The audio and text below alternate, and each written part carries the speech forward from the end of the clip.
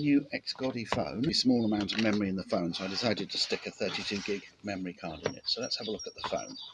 So it comes in a nice little retail box, nicely wrapped in one of these. Okay, right, so if it's got a very low battery, charge it for at least 15 minutes. So lots of useful little instructions on there. Please charge for at least 2 to 4 hours. Okay, so let's see if we can get into it. Oh look, there's a little slot here that you use to get the back off. So it's a bit fiddly, but what you actually have to do is to prise the phone out of the case rather than the case off the phone, if you're with me. The back sort of prizes, the phone prizes off the back. So there's the battery that's fitted. You have to take the battery out to remove a piece of tape from the end of it to expose the connectors. And they recommend that you take the battery out to fit the SIM card. I think that's just to make sure that it's definitely powered off while the SIM card's being fitted, because the SIM card doesn't fit underneath the battery at all. So it's an A to micro B charging cable that they supply, because it's a micro B charger on the phone. I prefer them to C chargers because they do lock in better than the C charger does. And then under the middle bit of the box, the big bit of the box rather, there is a case in a polythene bag, and there's a spare screen protector in there. I'm pretty sure, looking at the phone, it's shipped with a screen protector already fitted, and that one's a spare. And the instruction book is of limited usefulness because if you look at the diagrams, it's clearly for an earlier model of the phone. So I've just fitted the TF card into the slot that it goes in, and underneath the TF card is where the second SIM card goes.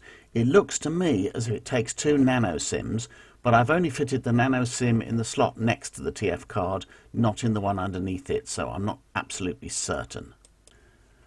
So there's the TF card and the SIM card next to each other. There is a second SIM card slot underneath the TF card. I think it might take a micro SIM rather than a nano SIM, but I haven't actually tried putting one in, so I'm not sure. I was just using this as a single SIM phone. You're supposed to take the battery out in order to fit the SIM, and that's what I did.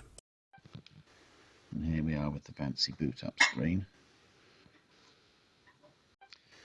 So there is the screen as it is when the thing first boots up.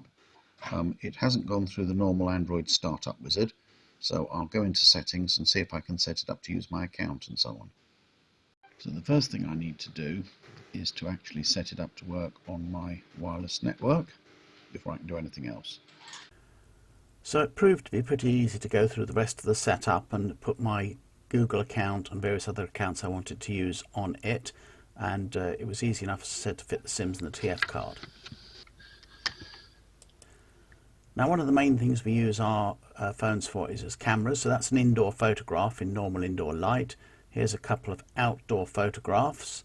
The camera's nothing to shout about, but it's okay. It may or may not look as good in the video as it does in real life. It's definitely not up to my flagship phone standard, but it's still pretty good. This is just a test of filming indoors in just natural daylight that's coming in through the window. So, well, it's better than artificial light, but it looks dim to the eyes because I'm just coming in from outdoors.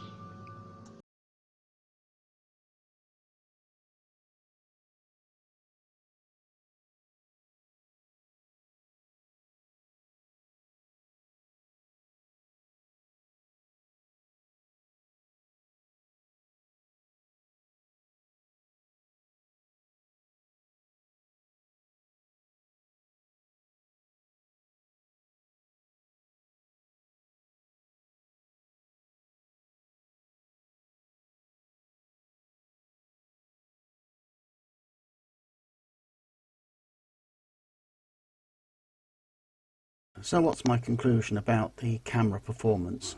Well, I think it's a little slow to respond, especially if you don't keep it steady when you're videoing, but the performance isn't too bad, and it's certainly good enough to be useful as a supplementary camera, one you've always got in your pocket to film in an emergency. I think it's reasonably okay. You can see when I keep it still, it works a fair bit better. I left the first 2 clips with their recorded sound so that you could see how well it did recording.